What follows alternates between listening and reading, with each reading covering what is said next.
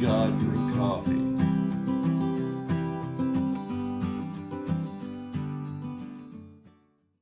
Today we're canning spaghetti sauce from some tomatoes that I froze from my garden over the summer. I didn't have a lot of time when the tomato crop came in, so I just cored them and cut out any spots and tossed them in some gallon bags and stuck them in the freezer.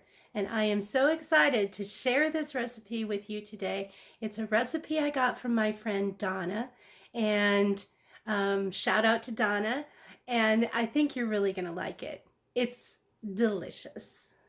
Before we get started on the spaghetti sauce with my frozen tomatoes, I want to take you outside and show you something else that has happened this week.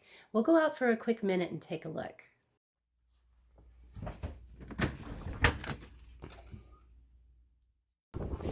It is cold and windy out here today, but ever since we visited Dunroven Farms, where we learned how to raise meat rabbits, we have been on the lookout for one of these. And by we, I mean Dan.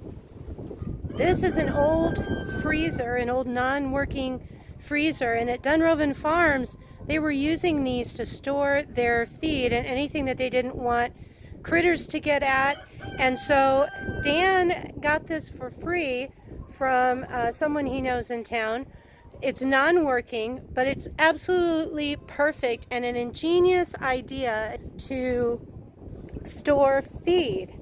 So you can see right now we've got some of our chicken feed in there, but there's plenty of room in there to store several bags of feed and whatever else we want to keep from critters or anything like that. And it seals up so it's out of the weather. And we'll probably end up putting a latch on it of some kind. But wow, what a great find and what a great way to store feed. Now let's get to the spaghetti sauce. I can't wait to make my January winter kitchen smell like my summer garden. Now, if you're using frozen tomatoes, you'll want to get them out the night before and let them thaw on the counter. This recipe calls for 10 pounds of tomatoes, which is roughly 20 good-sized tomatoes. Each one of these bags I weighed, and they weigh 5 pounds each.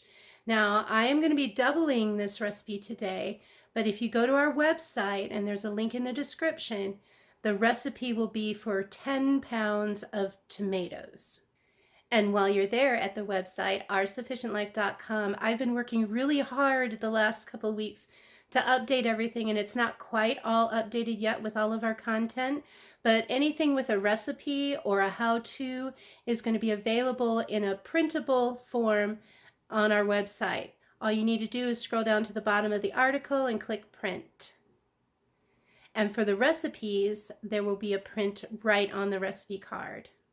You can also sign up there for our monthly newsletter so that you won't miss any of our content. And I will be putting links in there to interesting and great resources for homesteading from around the web and any freebies that we post on our website.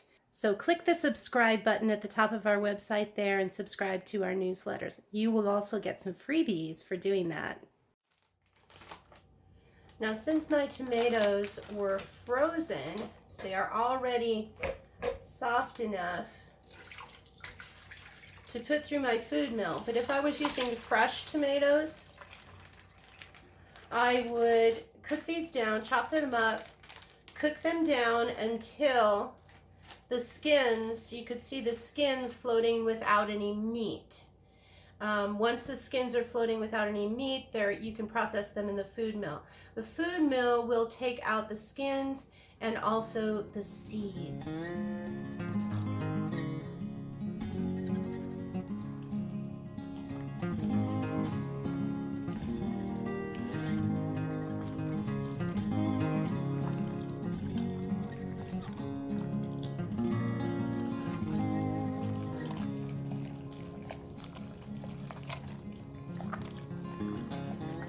And you want to do this until it is fairly dry. You can see it clinging there. It's fairly dry. I'm going to lift this up and get that good tomato with the rubber scraper. Now we want to pour that off into the cooking pot.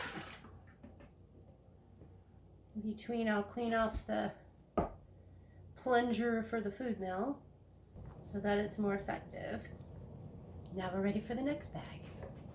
Now we've got a beautiful pot of processed tomatoes that we can use for our spaghetti sauce. The first ingredient for our spaghetti sauce is going to be 4 chopped onions. Now remember, I'm doubling this recipe.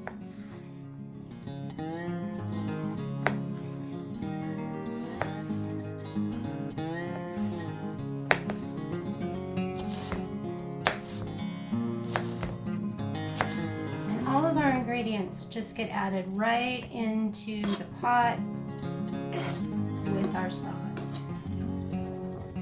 Now we're going to add the rest of our ingredients and then we're going to cook it down. To our pot, we're going to add 8 teaspoons of sweet basil, 5 teaspoons of salt, and 2 teaspoons of oregano. Now I'm using pink Himalayan salt. But you want to use a kosher salt. You don't want to use an iodized salt if you're canning this, because it will darken your sauce as they sit in the jar. So I'm just using the pink Himalayan salt. The next ingredient is 4 cloves of garlic, chopped or pressed. I did not have fresh garlic cloves at this time, so I'm using jarred minced garlic, and I just used about a heaping teaspoon per clove.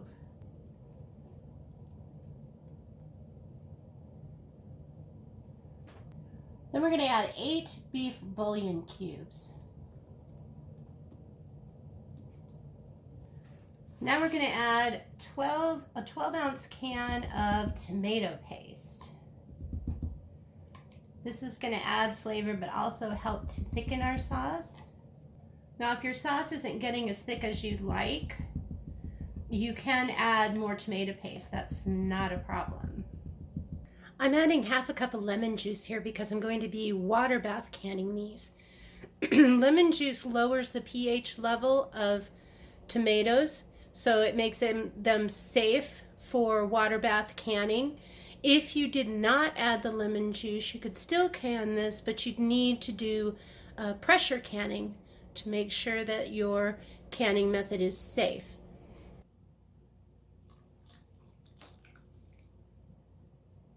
Now we're going to stir this all up.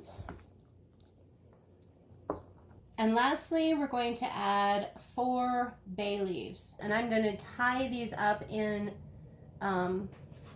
cheesecloth so that I can remove them easily when the sauce is done.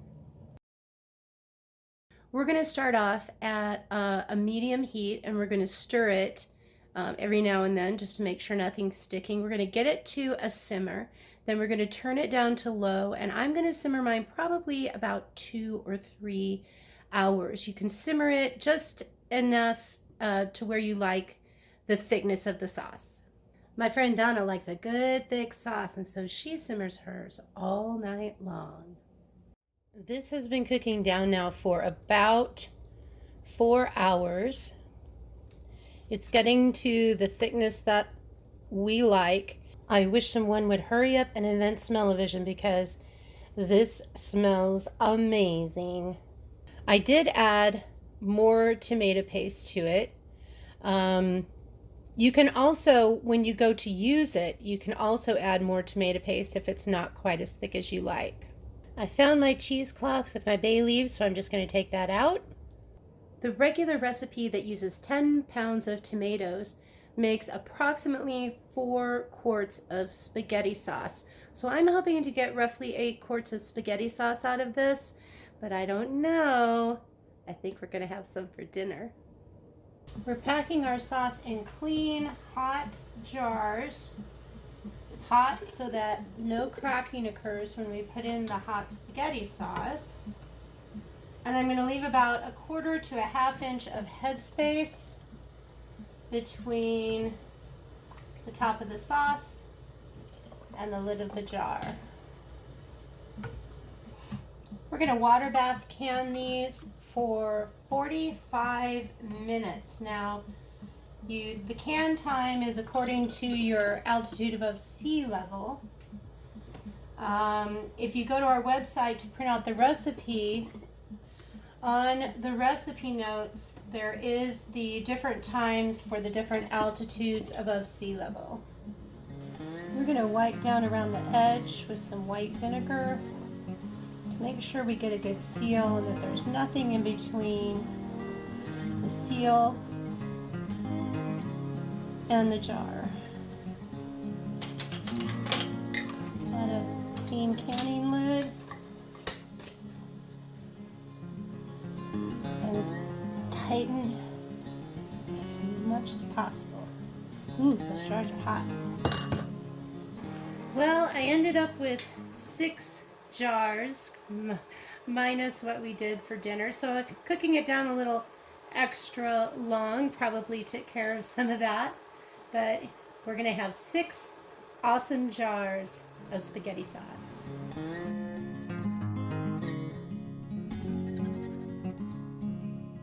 Thanks for watching today, and if you liked this video, please hit the like button and also consider subscribing to our channel.